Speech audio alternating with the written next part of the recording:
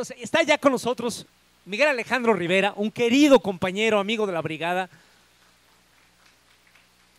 Bueno, ahí está.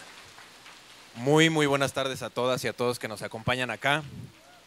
Forzada o no mente, hace como 2 años algo de lo que he hecho en cuanto a la literatura, yo soy periodista de formación, internacionalista y tengo 7 libros publicados, 5 novelas, un libro de cuentos y un reportaje sobre desaparición forzada de personas que precisamente lo publiqué y para mí es uno de mis más grandes honores en la vida, con la Brigada para Leer en Libertad.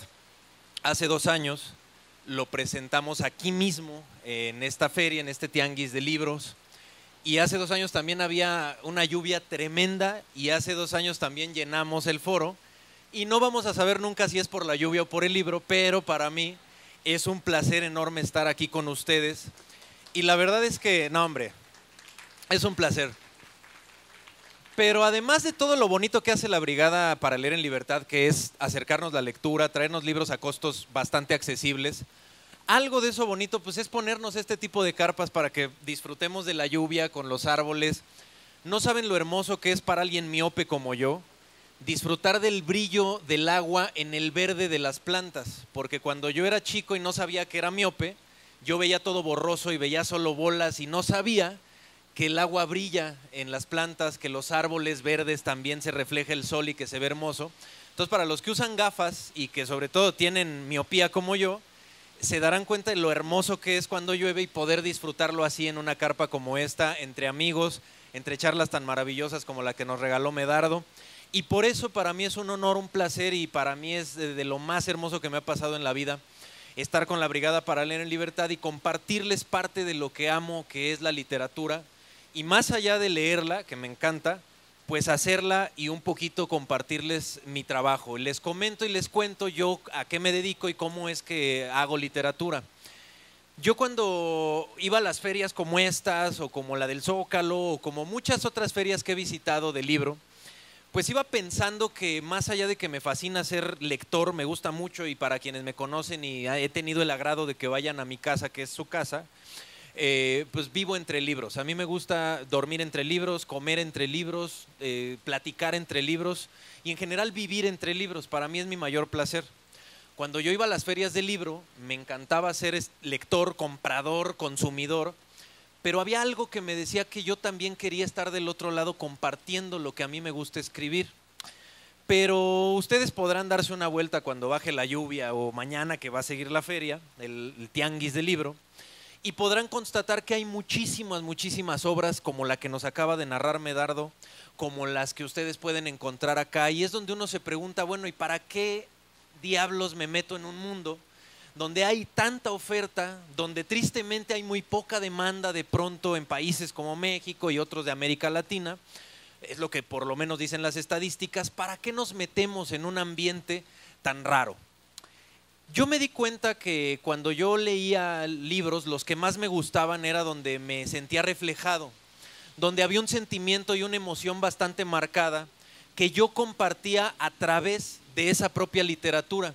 El amor, el miedo, esos libros donde, como ahorita Medardo nos hacía sentir la emoción con su tipo de narrativa que él tiene, precisamente son los que más me atraían y yo decidí que precisamente yo quería entrar a ese mundo de la literatura a través de historias que tocaran esa parte humana. Yo no soy quizá, y ahorita lo van a escuchar porque lo más bonito de presentar una novela es leer los pedacitos de la novela que uno decide.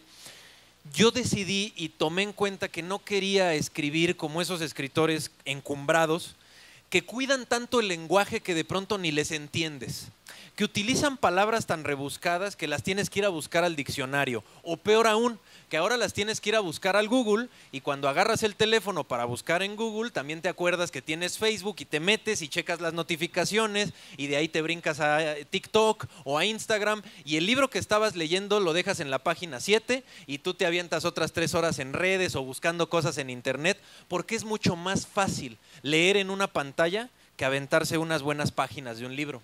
Porque es mucho más fácil, lo decía Marshall McLuhan, que es un teórico de la comunicación canadiense de los años 60, hay medios más sencillos de entender que otros. Los libros nos requieren muchísimas funciones neuronales, nos requieren de toda nuestra atención, incluso narraciones como las que nos hacía ahorita nuestro compañero requieren de toda nuestra concentración para crear el mundo que estamos escuchando nosotros en nuestra mente. Siempre platico esta anécdota y para mí fue muy alarmante el día que la conocí. Una niña que después de leer uno de mis libros fui a su escuela para convivir con los alumnos y ella levantó la mano para decir que no podía imaginar, que leía el libro, que entendía la historia, que le gustó incluso, pero que ella no ve a los personajes en su cabecita, ella no ve los ambientes, ella no huele los aromas. No sé ustedes, pero yo jugaba fútbol cuando era muy chamaco, jugué en el Atlante muchos años y para mí no es nada difícil recordar el aroma a pasto mojado de las 7 de la mañana y sentirlo. Ahora, a lo mejor ahorita es más fácil porque huele a eso, ¿no? Pero si yo estoy en la casa calentándome un café y me esfuerzo un poquito, el aroma, la cognición que yo tengo de esos aromas cuando mis compañeros estaban cambiando para empezar a jugar, cuando empezábamos a calentar, la humedad del campo, yo lo puedo recordar, es muy cognitivo. Pero de pronto cuando llega una niña a decirme que no puede tener ese tipo de experiencias, a mí me preocupó. Además de que sentí horrible en mi corazón, me preocupó mucho y entonces replanteé también, llevaba mi segundo libro apenas, me replanteé la idea de cómo hacer una literatura cercana a la gente, de cómo hacer una literatura casi que digamos audiovisual, de cómo hacer una literatura que te atrape desde el número 1, desde el capítulo 1, desde el párrafo 1, y cómo ir llevando de la mano a nuestros lectores para que experimenten este tipo de sensaciones, algo que en la teoría literaria le llamamos el rapto límbico. ¿Ustedes han visto alguna película que los hace llorar? ¿Alguna canción? ¿Algún libro incluso o poema? Benedetti, que mucha gente lo tilda de sencillo, pues cuenten las métricas de las sílabas de Benedetti, van a ver que no es fácil hacer poemas como los hacía él. Pues a mí Benedetti me hace llorar, a mí Milán Kundera me ha hecho llorar. Cuento mucho una anécdota de un día que estaba leyendo en la casa La insoportable levedad del ser, que para los que la hayan leído, pues son historias de amor que se van entrelazando. Y Teresa, en algún momento Teresa cuenta algo que a mí me enterneció mucho. Ella desde los 8 años dormía con sus manitas así, imaginándose que un día esa mano iba a ser del amor de su vida. Entonces ella desde chavita soñaba con un hombre, romantizando la idea del amor. Y cuando yo estaba leyendo esa parte que de por sí es enternecedora, de pronto a las 3 de la mañana en pleno Ecatepec, que generalmente a las 3 de la mañana en Ecatepec si suena música, suena la banda Machos o algo por el estilo, una buena cumbia, no sé, alguien tuvo el atino de poner Por ti del maestro Óscar Chávez. Entonces empieza el tecladito de la canción. Mientras yo estaba leyendo esa parte, y por eso lo cuento, porque para mí va a ser un momento inolvidable. Llegó tanto el rapto límbico que yo pude ver a los personajes mientras estaban ambientándose en mi cabeza con el tecladito de Óscar Chávez. Tin, ton, ton, ton, tin, ton, ton, ton, ton. Por ti yo dejé de pensar en el mar. Y yo seguía mi lectura y por ti yo dejé de fijarme en el cielo. Y fue algo que no tienen idea de lo mucho que tocó mi corazón.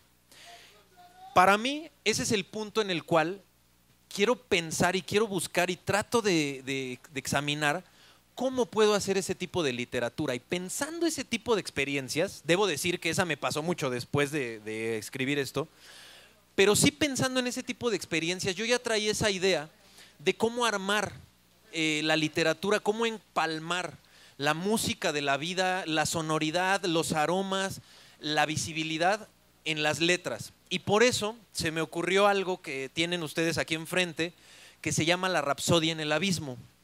¿Alguno de ustedes sabrá o tendrá idea de qué es una rapsodia? Y si no, seguramente han escuchado la más famosa del siglo XX, que es la Rapsodia Bohemia de Queen. A mí me gusta mucho la Rapsodia húngara de Franz Liszt, que es lo mismo, o sea, el principio es el mismo. Una rapsodia musical o una rapsodia desde la Grecia antigua en cuestión de literatura son pedacitos de una obra que parece que son de diferentes piezas porque son muy distintos, pero que en realidad los va uniendo algo que se llama el leitmotiv, que es una tonada, una musicalidad que se repite en ciertos momentos de la obra para unificar esa rapsodia. La Rapsodia Bohemia de Queen, que es muy famosa, podemos escuchar cómo empieza también como con un teclado y con unas voces muy melódicas. De pronto se pone muy rockera con una guitarra totalmente rock, pero después vuelve a la ópera con las voces de los cantantes de Queen, especialmente de Freddie Mercury, y así nos va llevando la Rapsodia Bohemia por un sinfín de tonalidades, de momentos, hasta que todo decanta en el leitmotiv que la va uniendo, que son las tonalidades y los acordes que tienen que ver unos con otros. Entonces dije, ¿cómo se puede hacer una rapsodia en libro, ¿no? En una novela? Eso nos lleva a la otra parte del título, que es En el abismo. ¿Qué es el abismo en cuestión literaria? El abismo es una fórmula que seguramente ustedes habrán visto en películas como Inception o El origen en español, que sale Leonardo DiCaprio y Tom Hardy. Es muy popular, es como hollywoodense esta película, pero está muy padre porque es un sueño dentro de otro sueño dentro de otro sueño. La premisa de esa película es que si llegamos al subconsciente, al inconsciente a través de los sueños, podemos modificar ideas preconcebidas, ideas enraizadas en nosotros para cambiar el pensamiento primigenio que ya tenemos como seres humanos. Entonces, ese elemento y esa estructura del abismo me encantó y dije, ¿cómo se puede hacer algo en literatura para que podamos llegar con todos estos ingredientes que les acabo de decir y que yo resumo en unas Is que para mí son muy importantes cuando escribo? Interesante, inteligente e imaginativo. ¿Cómo puedo hacer una novela que sea interesante, es decir, que le genere interés al lector, que no me la deje en la página 3? ¿Cómo puedo hacer una novela inteligente? Es decir, utilizar las herramientas que tengo a la mano de la teoría literaria, de la técnica literaria, para ir sumando en la historia. ¿Y cómo puede ser imaginativa? Es decir, los sentimientos que tienen los personajes, los ambientes que se viven ahí, ¿cómo lo puedo llevar a la letra y a que a través de lo que uno ve en un libro, que son grises o esta especie de beige que tiene el papel cultural, y negros de las letras, cómo eso lo puedo llevar a que el lector tenga esa experiencia dentro de la propia narrativa? Entonces, la Rapsodia en el abismo, les cuento y les empiezo a leer algunos fragmentos para ver si empieza a tener como ese empate. La Rapsodia en el abismo comienza con la narrativa, con una anécdota de un profesor, y dejo muy claro que es una anécdota porque, insisto, yo no me fijo mucho en el estilo cuidado del lenguaje. Yo prefiero que sea natural y que sea real, que sea verosímil. Cuando el profesor empieza a contar su anécdota, la cuenta como la contaría cualquiera de nosotros. Cuando ustedes cuentan una anécdota, no usan el seréis, ¿no? O no sé, a lo mejor sí tenemos aquí gente muy cultivada en el uso del lenguaje, pero yo cuando cuento una anécdota, yo no me fijo en qué palabras utilizo. Yo cuando cuento una anécdota, voy al hecho, voy a lo que pasó y voy a la narración de las cosas. El profesor, que se llama Román, que empieza a contar su anécdota de que viaja a un congreso en Aridoamérica, que así es la Universidad de Aridoamérica, no se fija en qué palabras utiliza. Él empieza a contar su anécdota y te cuenta desde que se confundió para llegar al aeropuerto, tuvo que tomar un taxi, tal, hasta que se sube al avión y no le toca ventana. Para los que viajan en avión muy seguido o les ha tocado viajar, sabrán que subirse a un avión en pasillo pues no es muy diferente a una DO. O sea, lo chido de un avión es la ventana, si no, ¿para qué? ¿No? Pues vas viendo el cielo, vas viendo las nubes. Si te toca pasillo, te tocó perder. Entonces al cuate le toca perder. ¿Y qué hace uno, por ejemplo, como nosotros que somos amantes de los libros, que por eso estamos acá? Cuando nosotros nos toca pasillo, pues nos ponemos a leer. Entonces el profesor, cuando le toca pasillo, dice, bueno, pues yo ahí traía un libro de una autora que me recomendaron para mis clases. Era una novelita. Y abre su libro y empieza a leer esto el profesor. Yo sí recuerdo la primera vez que pensaste en la muerte. Tenía 7 años. Tu madre te llevó al teatro para ver El Cascanueces. Era casi Navidad. En medio de la música, el baile, las coreografías, te encerraste en tu mente y comenzó la depresión. Después de ese día, ni todos los regalos que te esperaban bajo el árbol te sacaron una sonrisa. Se acabó la alegría. No hubo más colores. Se cerró entonces el umbral para ser feliz. ¿Por qué pensaste en la muerte? ¿Qué fue lo que aquella vez desató en ti esa insoportable melancolía? ¿Por qué desde aquella noche tu cabeza se llenó de grises, cielos nublados, cementerios tenebrosos en los que sabías algún día dormirías para siempre? ¿Qué tan maltrecha debe estar la mente de una niña de 7 años? ¿Qué tan enferma se encontraba tu conciencia para que de pronto la tristeza destrozara tus alegrías, tus juegos, tus fantasías? Me acuerdo que empezaste a comer y comer y comer y comer, aunque ya estuvieras satisfecha. Comer de todo, comer dulce, comer salado, comer picante, comer a todas horas, comer parada, comer sentada, comer en la cama, comer cualquier porquería para llenar el vacío de la muerte, de la inexistencia ante la vida, de la duda de la vida futura, del miedo a cuando ya no estuvieran tus padres, a cuando te abandone la vida. Comer, comer, comer. Ahí viene la gorda, decían tus compañeros de la primaria, porque de pronto dejaste de ser la niña linda, esbelta, tierna, de coletas en el cabello, dejaste de ser normal.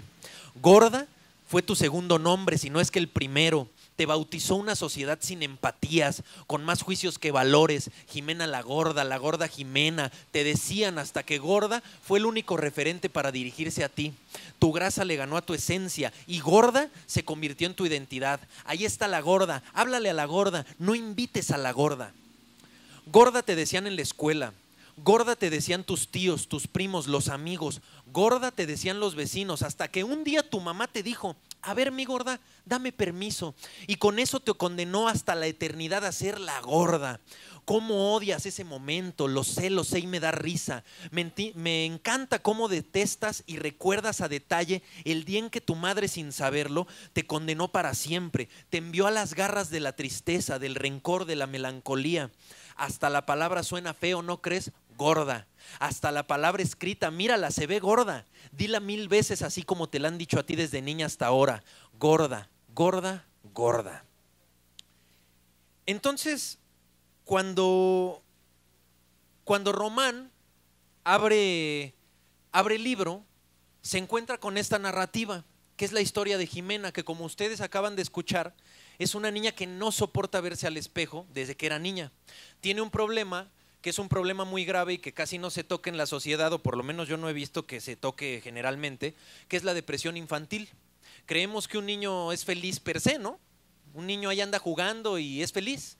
Un niño come y es feliz. Y un niño ve las caricaturas y es feliz.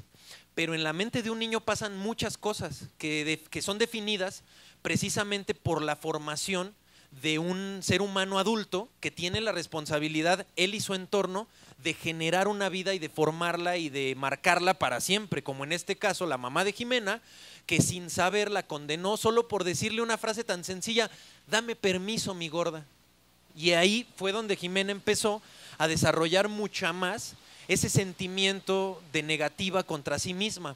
Venía ahorita yo leyendo precisamente en el metro que venía yo para acá, venía leyendo a Enrique Dussel, el filósofo de la filosofía de la liberación y muy gran aporte que hizo al sur global, a esta idea de nuestras propias filosofías rompiendo con la idea occidental.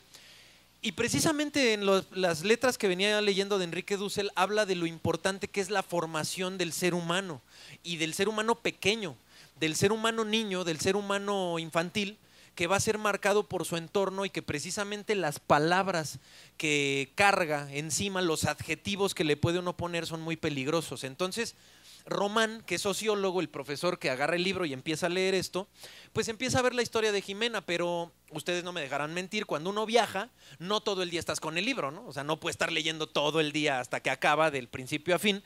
Los viajes son muy bonitos porque vas leyéndote el libro conforme va avanzando tu viaje en el ritmo que se pueda. Yo me acabé unos libros de Asimov en la Sierra de Oaxaca, ¿no? Para mí fue muy bonita esa experiencia, porque los que han ido a la Sierra de Oaxaca son vueltas y vueltas 6, 8, 7 horas, ¿no? Entonces, como es una friega y te mareas, pues mejor te pones a leer. Así son los viajes, así son los libros. Y cuando Román tiene alguna actividad, pues nos vuelve a contar su anécdota, porque el libro tiene que ir separando. Entonces aquí empezamos a jugar con dos historias, con la de Román y con la de Jimena. Sin embargo, como se habrán dado cuenta, Jimena tiene serios problemas mentales. Esto que le empieza a hablar de tú a Jimena, que le dice recuerdo cómo y me da gusto y me alegro y me divierte tu tristeza, es una voz que ella tiene dentro de su conciencia y que la molesta a cada día, a día. Entonces Jimena, que se va alternando con la historia del profesor, un día Jimena rompe en su escuela, y ya hablamos de una Jimena de 17 años, más madura, más grandecita si no madura, Y un día rompe en su escuela, se desespera, empieza a gritar y empieza a gritar solita en el patio que se cállate, cállate, ¿no? Y pues las profesoras dicen que se calle quién si está sola. Eso les llama la atención y no sé, quienes son profesores o han tenido algún contacto con comunidad estudiantil, saben que en las escuelas hay algo que se llama atención a la comodidad. Y este departamento pues son psicólogos o trabajadores sociales que nos apoyan a los profesores cuando un alumno llega y nos dice tengo un problema y a lo mejor nosotros no somos capaces o no estamos capacitados para tratar al alumno, ¿no? O sea, no podemos andarle dando consejos de palos de ciego porque en casos como el de Jimena puede ser muy delicado y precisamente lo que hacen los profesores es llevar a Jimena con la orientadora de la escuela que se llama Mónica Verdejo. Mónica Verdejo en la novela se plantea como un ángel, una mujer guapísima, bonita, vestida como, casi como un hada, ¿no? Como un hada de cuento, que es con quien va esta Jimena y le cuenta un poquito de lo que ella siente y Mónica le dice, bueno, aquí lo que podemos hacer es darte una sesión de terapia, 5 sesiones, platicamos, te relajas, me cuentas qué sientes.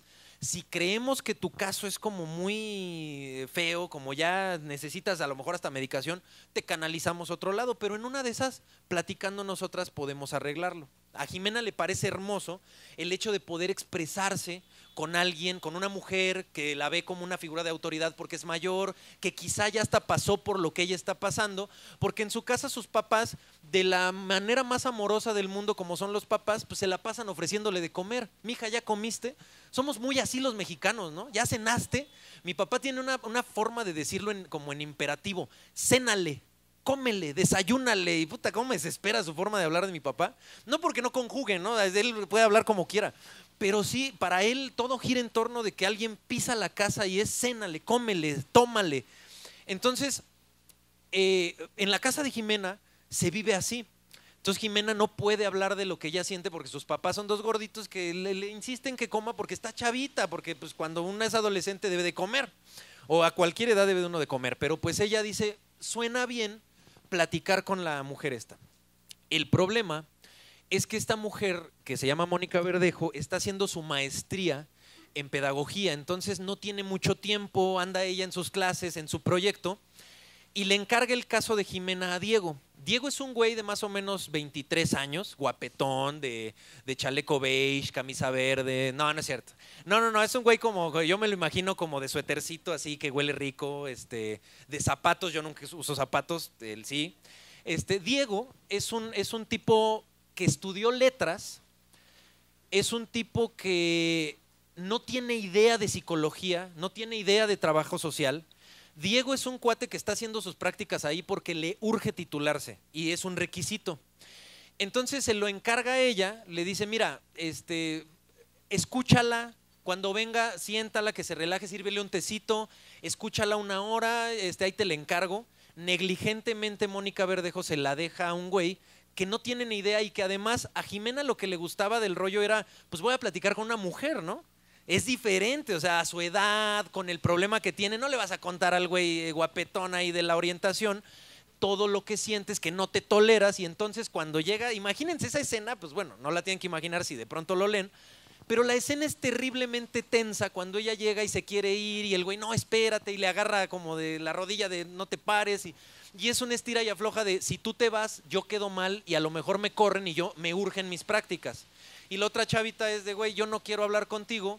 Y entonces en esa tensión a Diego, que estudió letras, que como a todos los que nos gusta escribir siempre tenemos algo pendiente, le dice, bueno, ¿quieres que te cuente una historia? Y pues Jimena, para ya no hablar ella, dice, pues órale. Y el güey saca de su mochila un engargolado y le empieza a leer. Eran como las 6 de la tarde en la Ciudad de México, llovía a cántaros. La carroza corría a una velocidad poco prudente para un vehículo de su especie. Dentro viajaban 3 personas, Benjamín que la conduce, Juan el copiloto y Ernesto el muerto.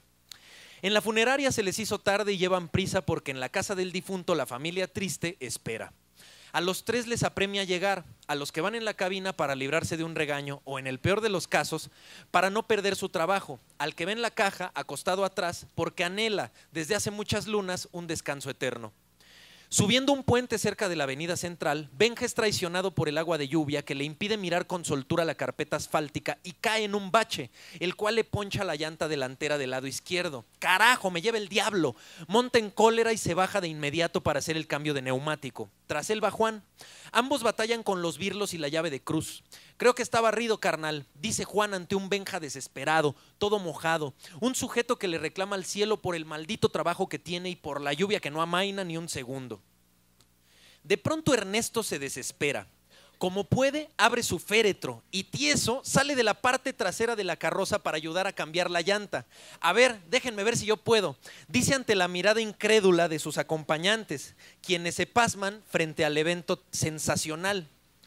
La gente que pasa en sus autos junto a la carroza se sorprende a ver que un sujeto pálido, bien rasurado, vestido con un elegante traje negro, es quien cambia el neumático y no los otros dos tipos que tienen pinta de chalanes de vulcanizadora. La gente que pasa no sabe que Ernesto está muerto. Entonces, ahí vemos otra historia, que es el abismo que les decía. Este es un cuento. Ya tenemos 3 elementos. Tenemos una anécdota que nos va contando un profesor. Cuando el profesor puede, se pone a leer un libro que es una novela, la historia de Jimena, y cuando Jimena va a sus sesiones de terapia con este imbécil que se llama Diego, Diego le sigue contando su cuento, que es el de Ernesto. Un güey que ya se iba a morir, se poncha una llanta, y entonces la historia de Ernesto está bien chida, porque el güey como se da cuenta que está pues, muerto vivo, como consciente, le dice a los chalanes que llevan la carroza, oigan, pues ustedes ya vieron mi onda, ¿no? O sea, ya se dieron cuenta, ya la aceptaron. Me da como ansia estar en el velorio y que se me ofrezca algo. Yo tuve mucho varo, entonces seguramente hay algunas cuentas de banco que mi familia todavía no sabe que yo tenía. Si me prestan un teléfono, descargo la aplicación, yo me sé mis claves, les transfiero una lana, pero esténse al pendiente de mí en el velorio. Entonces, pues, ¿qué tal que algo se me ofrece? Me va a entrar ansia, ¿no? Entonces estos güeyes dicen, pues chido, ¿no? Pues suena bien. Les transfiere la lana y todo para que fuera a ley. Y entonces en el velorio pasa algo. Este güey ya se quería morir porque tenía un problema desde hacía tiempo, desde que era niño en el corazón, y los doctores decían, este niño no va a vivir. Pero el cuate pues logró y tal, pero siempre era como de, pero no vayas a hacer ejercicio, pero no comas esto. Siempre era una vida toda cuidada, que él sabía que iba a morir joven. Entonces cuando él se muere dice, pues ya, que me entierren. Pero en el velorio pasa algo por lo que él dice, ya no me quiero morir. Y entonces empieza una vorágine de eventos desafortunados o afortunados que hacen de la historia de Ernesto una comedia. Entonces ya no solo tenemos 3 historias que son anécdota, novela y cuento. Tenemos 3 tesituras donde la historia de Jimena, ustedes vieron la voz como le habla, es una historia dramática, es una historia para sentir feo, es una historia donde tal cual hay una voz que aterra a una chavita de 17 años con su físico. Pero por otro lado, la historia de Ernesto, a mí por lo menos cuando la fui creando y en general lo que he recibido de la retroalimentación de los lectores, porque este libro salió en enero, entonces ya tiene su retroalimentación en algunos sectores, es una historia muy divertida. Dices, ¿cómo vas juntando estas historias que es como entrar del frío al calor, de lo mojado? Para mí es mantener despierto al lector en ese rapto límbico, mantenerlo interesado y darle todo el servicio. Es algo que aprendí no hace mucho. Yo trabajo como periodista, soy editor del periódico Excelsior, edito la sección internacional. Si ustedes compran el Excelsior en domingo o en lunes, la sección internacional, si me equivoqué me avisan porque fui yo. Los demás días está mi jefa y ya no hay tanto problema, pero esos días yo sí me hago cargo. Pero yo ahí a Excelsior llegué como corrector de estilo.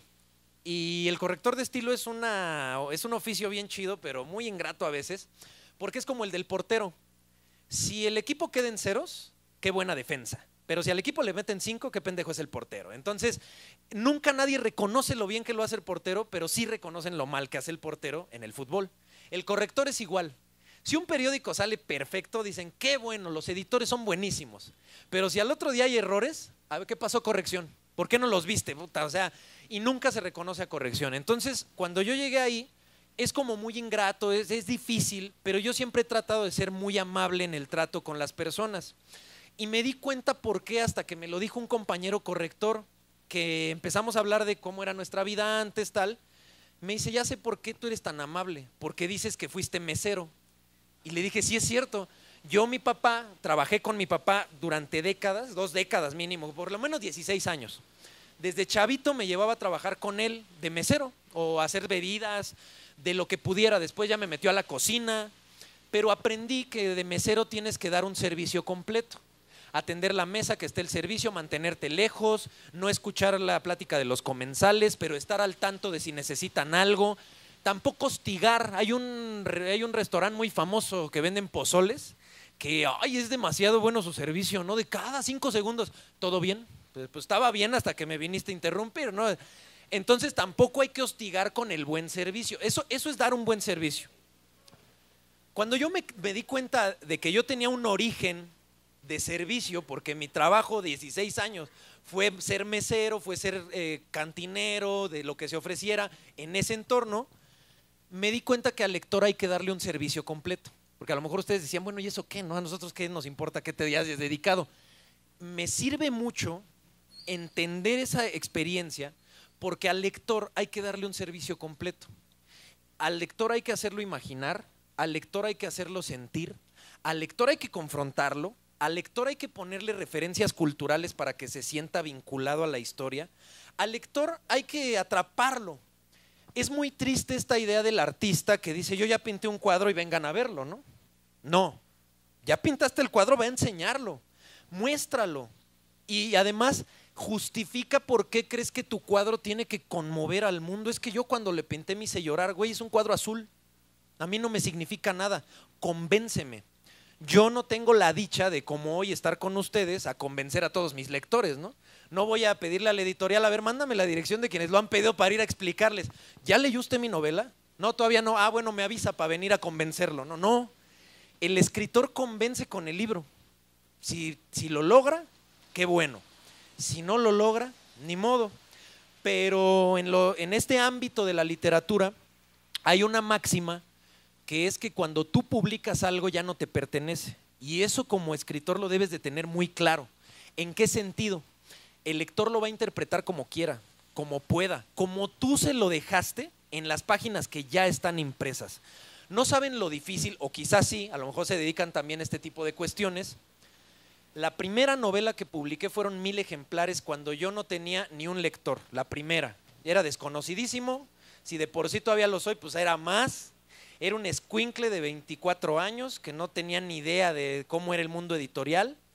Y cuando me hablaron del editorial y me dijeron, ya están tus libros, yo fui a verlos y eran un monstruo que dije, ¿dónde voy a meter esos 1000 libros? No físicamente, porque abajo de la cama caben, ¿no? Y ahí en la cocina de mi mamá pudieron haber entrado otros. ¿Dónde están los 1000 lectores que van a decir, vale la pena este cuate, vale la pena su libro, vale la pena su historia? Y entonces ahí entendí precisamente que se necesitaba ese servicio completo para que el lector se sintiera complacido, para que como en el restaurante donde trabajaba con mi papá, regresara otra vez y dijera que me atienda Santiago, que es mi papá. Y si ya yo me ganaba el rango de mesero, que me atienda Miguel. Porque los que nos gusta ir a restaurantes, ya sea fonditas o yo por ejemplo en los tacos de la esquina de mi casa, tengo mi mesero. Es un cuate de gorra que cómo me gusta que me atienda él. Y cuando no me atiende él, me siento hasta feo, como que no me saben ricos los tacos, porque él me atiende chido, me lleva mis cebollitas, me da pepinitos, me ofrece, está al pendiente, algo sabe diferente, él me da el servicio completo. Esa es la diferencia cuando en vez de restaurante, llegan a la librería y dicen, yo quiero otra vez a este mesero, quiero que me atienda otra vez Miguel. Para mí mis libros son eso, quiero que lleguen a la estantería y digan que me atienda otra vez. Pero entonces ahí volvemos a la responsabilidad mía de decir qué servicio me estás ofreciendo. Y para mí es toda esta experiencia, me regreso a la novela, porque dije, ¿cómo podría ser un servicio completo? Pues meterle de todo, meterle sentimientos negativos, positivos, risas, llanto. Y afortunadamente la retroalimentación que he tenido de la novela precisamente es esa, me hiciste reír, me hiciste llorar, me hiciste ponerme triste, me dejaste una ilusión y creo que el servicio se está cumpliendo. No sé si el chef se rifó, pero ese no es mi trabajo. Mi trabajo es traerlo, ofrecerlo y contarles otro pedacito que me enternece mucho, me faltan 2 de leerles nada más, Pero este me gusta porque esta editorial se llama Par 3, hablo un poquito del proyecto. Par 3 es la editorial, Culturi es la colección, que Culturi es una asociación de allá de Querétaro, que también promueven la lectura, que son muy movidos con toda la cultura en general, y que fui a dar un taller con ellos a la Náhuac de Querétaro, y platicando en un jardincito, después del taller, me dijo este cuate, tenemos este proyecto tal, pero no sabemos qué escritor vamos a ser el primero en publicar, y en eso se me quedó viendo a los ojos y me dijo, oye, ¿no tienes algo tú? Sabemos que a lo mejor, y fíjense, él muy amable, ¿no? Ya esto le estoy hablando después de 9 años de trayectoria. Sabemos que a lo mejor para ti es muy chiquita la editorial, pero nos encantaría que tú fueras el primero. Y entonces para mí no hay editorial chica, al contrario, para mí es una bendición y agradezco que alguien me haya dicho, queremos que seas tú. Entonces mi respuesta fue, el próximo año cumplo 10 años de escritor. No crean que de edad, pues no estaría yo así tan grandote, ¿no? El próximo año cumplo 10 años de escritor, este 2024. ¿Por qué no lo celebramos con una novela que tengo ahí guardada que se llama La Rapsodia en el Abismo? Me dijeron, pues órale va, y primero pensé que me estaban mintiendo y tan era verdad que aquí está, ¿no? Se publicó, se está moviendo, la estamos presentando. Y en la primera presentación en Querétaro, las primeras presentaciones son raras porque no le has entrado todavía a la novela. Yo iba para allá y iba leyéndola otra vez, la he leído 500 veces, pero pues una 501 no está de más. La iba separando con estas cositas verdes que tiene ahí. Y entonces dije, ¿qué partes puedo yo leer? Y una parte que no pensé que quería leer en las presentaciones, de la nada la abrí en la primera presentación, dije, a ver, ¿qué les leo? Y abrí esta página y me encantó leerla y por eso va esta parte, que es una parte del profesor y que cuando yo le estaba leyendo dije, puta, no me quiero sentir así jamás. No quiero ser este güey, no quiero experimentar lo que está pasando este cuate. Y es donde entiendo este rapto límbico que están viviendo los lectores, que están sintiendo y que de pronto hay una identificación como si fuera un espejo en la historia y en la vida de los lectores. Y este es parte de la anécdota de Román. Cuando abrió la puerta, miró a un remedo de hombre, arrugado, despeinado, ojos rojos, hinchados, y lo supo. Lo supo porque no me lancé a sus brazos como alguien que clama por refugio.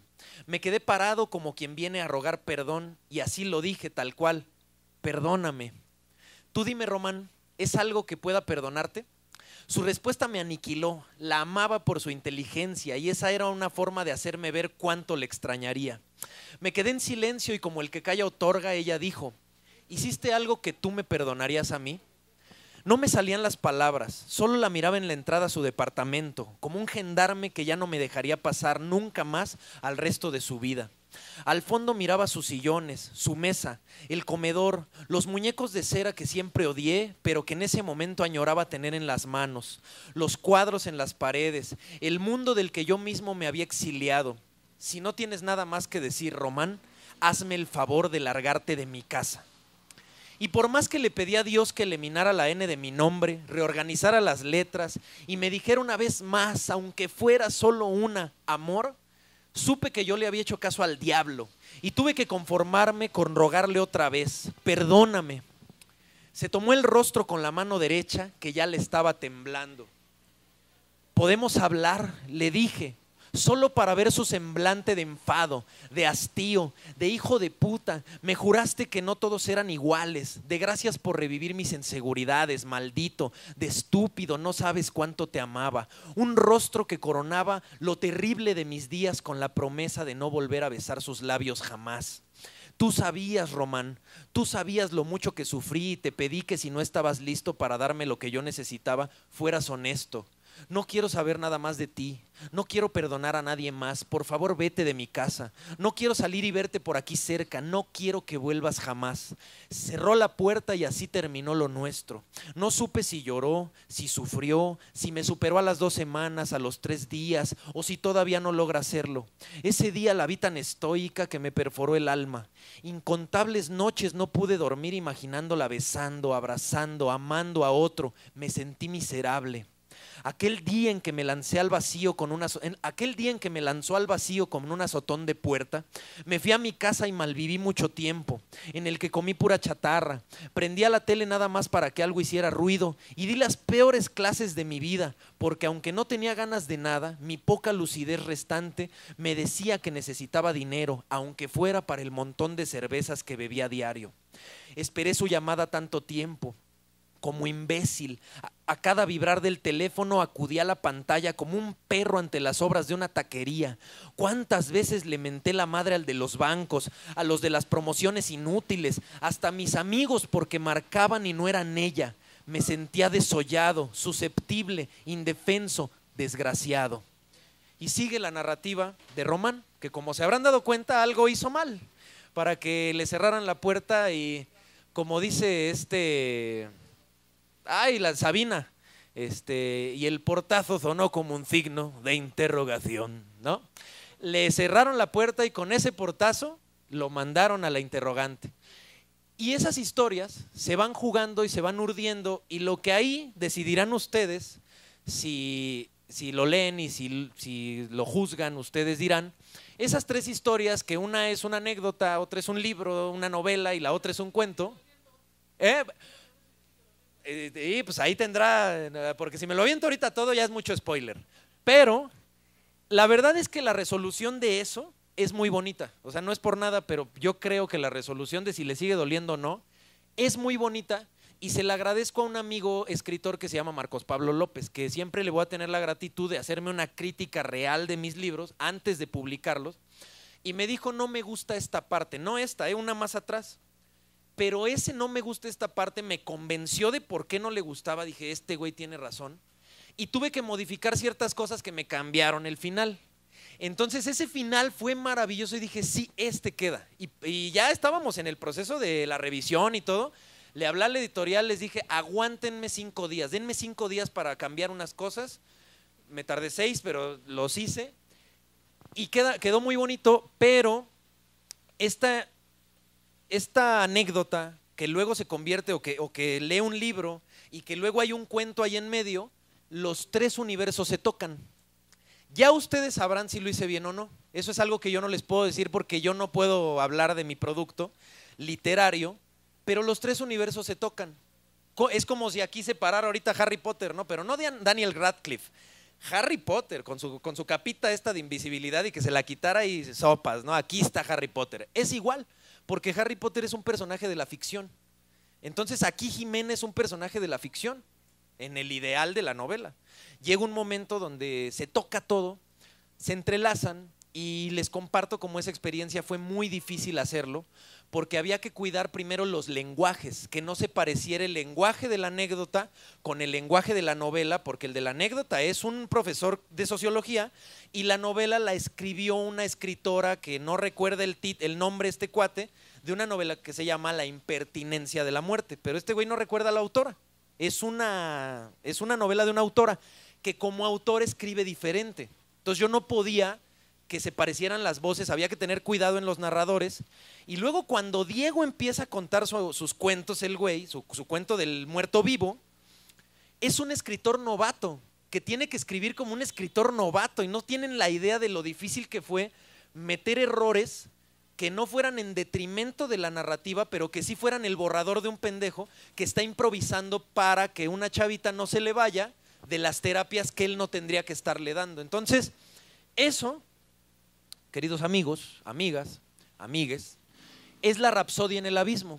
Es una novela que es una anécdota, que es un cuento, que es todo, y que es mi festejo personal de 10 años de letras, de literatura, que es mi agradecimiento para los lectores que me han seguido desde ese día 1, que es también para mí grato y agradecer muchísimo a la Brigada para Leer en Libertad, que no tienen idea de lo maravilloso y de lo sanador para el alma que es cuando te llega un mensaje de cualquiera de su hermoso equipo, que son personas que si las conocieran personalmente son extraordinarios todos, y que te dicen, vamos a presentar, ¿quieres venir?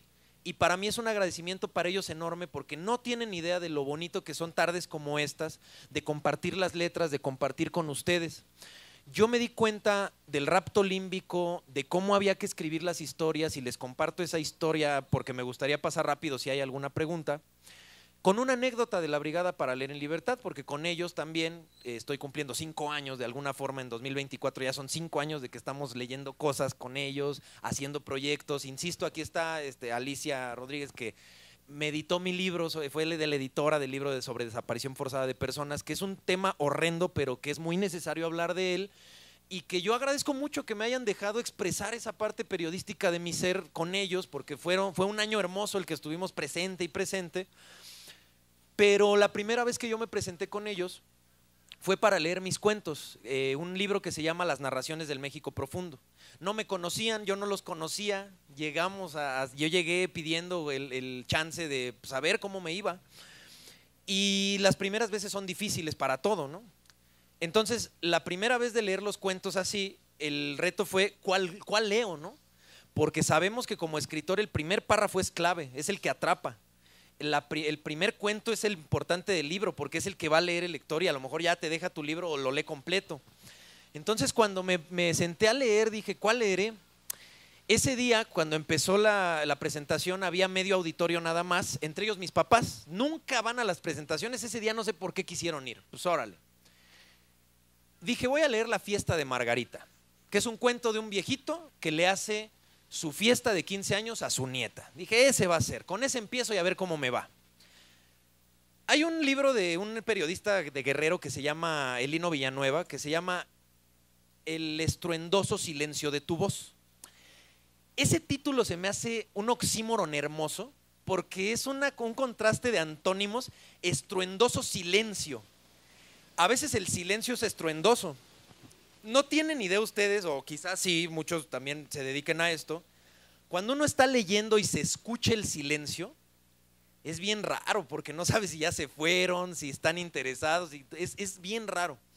Entonces yo nunca había estado con la Brigada, me trepé, nunca he contado esta anécdota con ellos, no la conocen, y la cuento también como agradecimiento a ello. Y empecé a leer La Fiesta de Margarita y el silencio se escuchaba. Y en la Alameda, que puta, ahí no hay silencio, pero ni aunque quieras.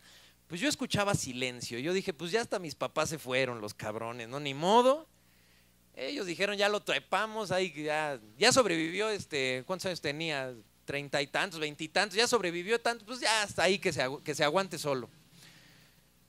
Ese cuento de La Fiesta de Margarita, cuando yo lo estructuré, cuando lo escribí, yo lloré mucho, me conmovió. Y cuando alcé la vista y le puse el punto final, dije, güey, ¿por qué lloras si lo acabas de escribir tú, güey? O sea, ¿qué sentido tiene? ¿Qué te sucede? ¿Estás loco o qué? Pero entendí que la literatura era eso. O sea, dice García Márquez, si tú te aburres escribiendo, el lector se aburre leyendo. Entendí que también si tú te emocionas escribiendo, el lector se va a emocionar leyendo. Lo entendí y lo aplico. Y si a mí algo no me emociona, no lo publico, no lo comparto, porque se me haría una grosería con el lector, que va a elegir entre todos los servicios el mío. Cuando terminé de leer La Fiesta de Margarita, que dura 9 minutos con 17 segundos, ya no era medio auditorio, era todo completo. Había gente hasta parada, muchos señoras y señores hasta adelante estaban llorando, y me conmovió muchísimo, y fue una de las presentaciones más bonitas que he tenido, porque además fue el principio de esta relación que yo cuido mucho y que considero hermosa con la Brigada para Leer en Libertad, por todo el esfuerzo que ellos hacen, porque llueve, truena o relampaguea y es literal y ahí están, porque el otro día se cayó un árbol y yo estaba bien triste porque veía yo de las escenas en redes y se les cayó un árbol en el puesto y miren, aquí están. Entonces, para mí empezar con ellos y esa historia y ese día que dijeron, sí, hay que jalarlo, la neta significa mucho. Pero ¿por qué se las cuento? Porque me di cuenta que la literatura era eso, tocar el corazón del otro a través de lo que tú también sientes, un reflejo de la sociedad. Yo crecí leyendo sobre narcotráfico, la guerra de Felipe Calderón, tal, porque esa me tocó a mí cuando era estudiante de periodismo. Todo en los periódicos era sangre. Cuando me quise refugiar en la literatura, encontré grandes autores, como Alejandro Almazán, por ejemplo, que es un monstruo de las letras y del periodismo literario, pero que también hablaba del narco, que también hablaba de crimen. Entonces yo decía, ¿dónde está esa letra porque yo quiero sentirme identificado. ¿Dónde están esos cuentos? ¿Dónde están esas narrativas como antes hacían, por ejemplo, Juan Rulfo sobre los pueblos de México, sobre la narrativa del México profundo? ¿Dónde está Jorge Ibargüengoitia? ¿Dónde están esos autores? Y entonces yo dije, yo no, o ¿dónde están los autores de la nueva onda, ¿no? Como también José Agustín o Parménides o todos esos autores que precisamente no se fijaban en cómo iban a encumbrar su obra, sino en que el joven, el universitario, el revoltoso, la sintiera suya. Entonces yo quería, cuando levanté ese día la vista, y por eso les cuento, yo supe que esa gente que estaba ahí, que me hizo el favor de escucharme, hizo suya la historia. Y yo quería eso.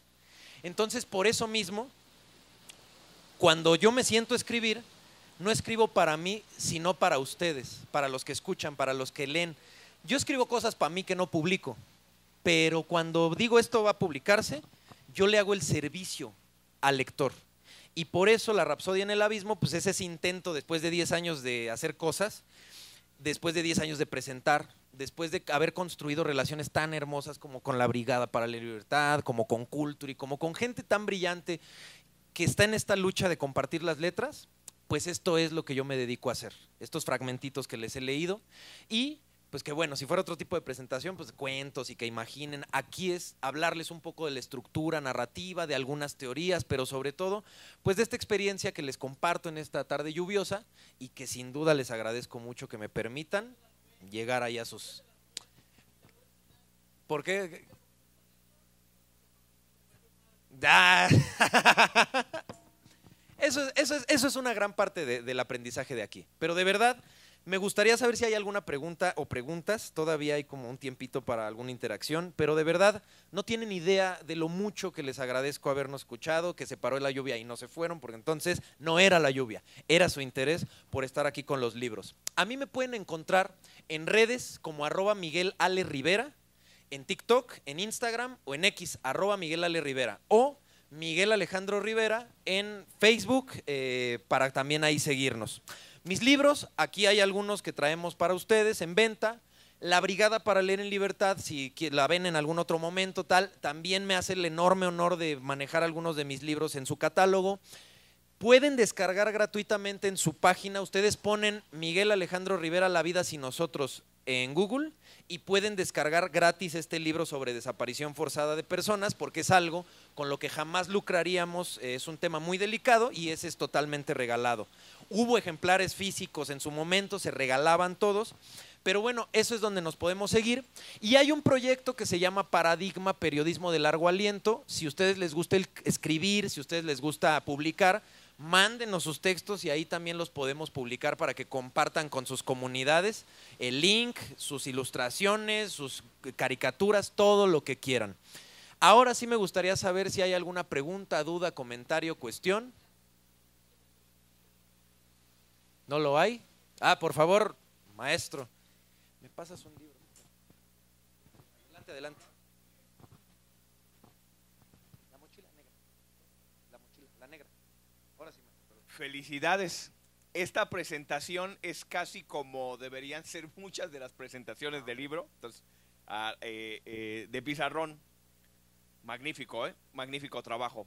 Quería yo preguntarte cuáles son actualmente tus 3 grandes autores o autores. No, gracias, maestro. Yo a Medardo lo aprecio mucho, lo admiro mucho. Ustedes lo vieron antes que a mí, en el día de hoy. Me fue un honor compartir el cartel, porque también lo vieron, ¿no? O sea, creo que comparte muy bonito las historias, narradores, que es lo que se necesita, ¿no? Juglares, recuperar esto bonito de alguien que nos cuenta y alguien que imagina. Yo por eso pedí ahorita que me pasaran, muchas gracias, porque voy a leerles un cuento para cerrar, que es de otro libro, que por eso no está aquí, pero yo soy defensor de eso, o sea, de niños nos contábamos muchos cuentos, o sea, o de niños está muy bonito toda esa idea de cuéntame un cuento para dormir o cuéntale un cuento al niño para que se calme. Yo a mi ahijada, cuando le hacía de cenar, le contaba el Popol Vuh, le decía, mira, mija, los hombres, los seres humanos somos de maíz por esto, y le contaba las historias de Bukupka Kikshis Balanqué, y ella con su sandwichito ahí con las orillas cortadas estaba fascinada escuchando, porque son historias que debemos de fomentar precisamente para que la gente no deje de imaginar.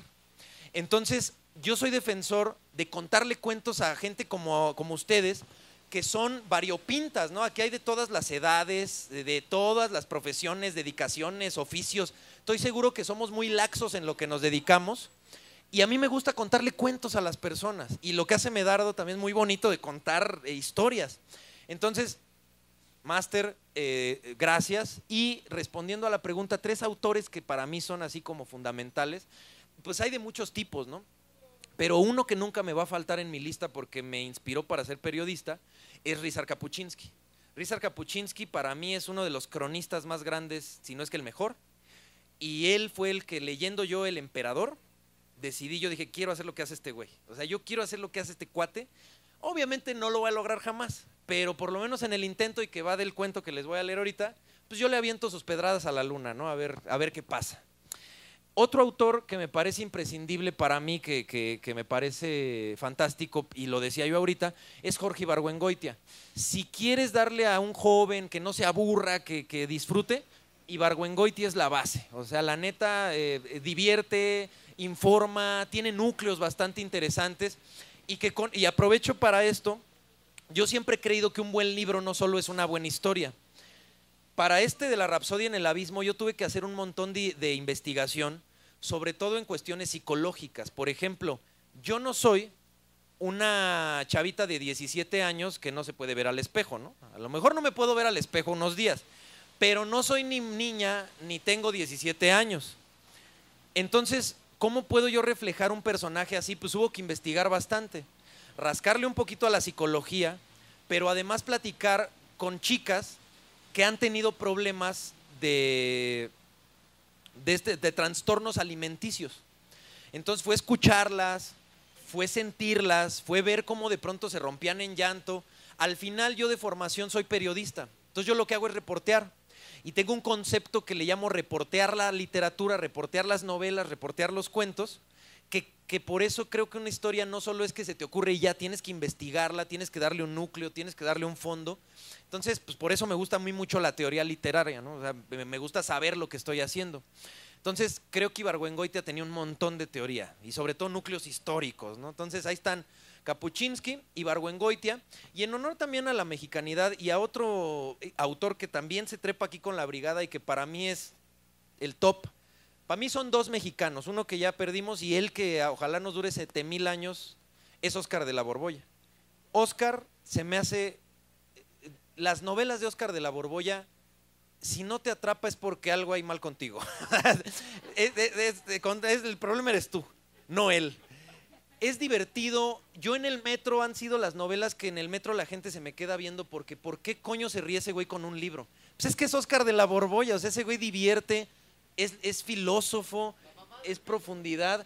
La mamá del metro es buenísima.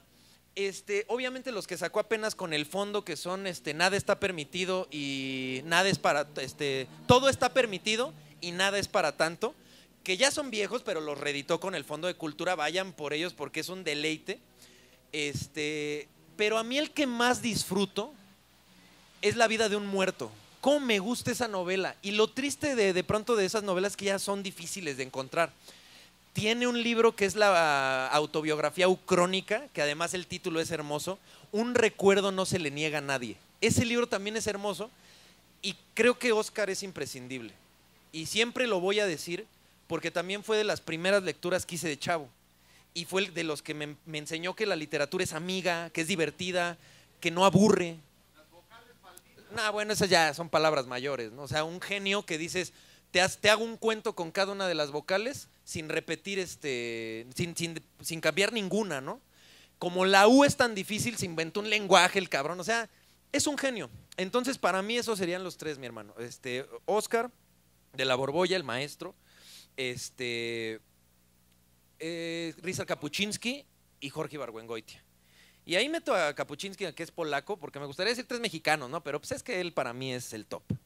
¿Alguna otra cuestión o alguna otra pregunta? Algo, porque si no, voy a pasar a cerrar con un cuento que casi siempre, más allá de la presentación que sea, me gusta cerrar con este cuento porque pues lo que les decía ahorita, ¿no? De pronto uno intenta y más allá de las situaciones, creo que este es con lo que deberíamos de despertarnos cada día. El cuento se llama Pedradas a la Luna. En un viejo pueblo de una provincia mexicana, Jacinto salía noche a noche con disciplina más que religiosa. No había día que no lo hiciera y siempre seguía la misma rutina. Andaba un rato por la solitaria plaza, recogía las más piedras que pudiera y luego de haberlas juntado las que cabían en un morralito que cargaba, se disponía a lanzarlas una por una hacia la luna. Había madrugadas en las que casi lo sorprendía el alba, pues su más grande sueño en la vida era darle algún día una buena pedrada al brillante satélite de la Tierra. Hubo noches en las que sin duda estuvo cerca, pero solo se quedaba en intentos. Cuando sus amigos, familiares o sus compañeros del trabajo en la huerta le preguntaban el porqué de su eterno cansancio, Jacinto respondía: pues es que no dormí por estarle tirando piedras a la luna. Vas a ver que un día le voy a dar. Toda persona que escuchaba sobre la extraña costumbre de Jacinto soltaba la carcajada. Era: ahí va el Jacinto, el que te conté, que le avienta piedras a la luna. Así se burlaban de él cuando lo veían pasar e incluso lo hacían con tan poca vergüenza que él se daba cuenta. A ver si se ríen así cuando le dio un piedrazo bien fuerte a la luna, se decía. Habrán pasado unos 10 años y meses de intentos cuando Jacinto sin querer apuntó mal y tolom, que le pega con una piedra enorme a la campana de la iglesia, erguida, escandalosa, tambaleante en el centro del pueblo. Eran como las 3:40 de la mañana, por lo que todas las personas salieron alarmadas para saber la razón del repique en la torre más alta de la iglesia. ¡Ay Dios! ¿No será otra independencia como la de Dolores?, gritaron algunos por ahí. Ante la incertidumbre todos le preguntaron a Jacinto si había visto algo, pues sabían que él era el único que todos los días estaba en las calles del pueblo echando pedradas en la noche.